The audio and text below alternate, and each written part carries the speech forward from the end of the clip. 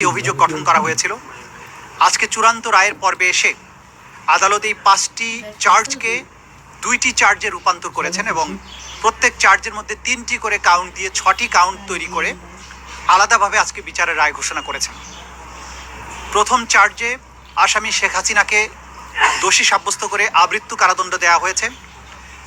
দ্বিতীয় চার্জে আসামি শেখ হাসিনাকে দোষী সাব্যস্ত করে মানবতা বিরোধী অপরাধের দায়ে 2024 সালের জুলাই অভ্যুত্থান চলাকালে বাংলাদেশে ছাত্র জনতাকে লিথাল ওয়েপন, হেলিকপ্টার, ড্রোন ব্যবহারের মাধ্যমে নিষ্ঠুরতম পন্থায় 1400-র মতো ছাত্র জনতাকে হত্যা এবং 25,000-এর বেশি ছাত্র জনতাকে আহত করার দায়ে, মোর স্পেসিফিক্যালি আশুলিয়াতে 6 জনকে হত্যা করে পুড়িয়ে দেয়া, চানখারপুলে 6 জনকে হত্যা করার মাধ্যমে যে অপরাধ করেছেন সেটার দায়ে তাকে দোষী সাব্যস্ত করে মৃত্যুদণ্ড প্রদান করেছেন।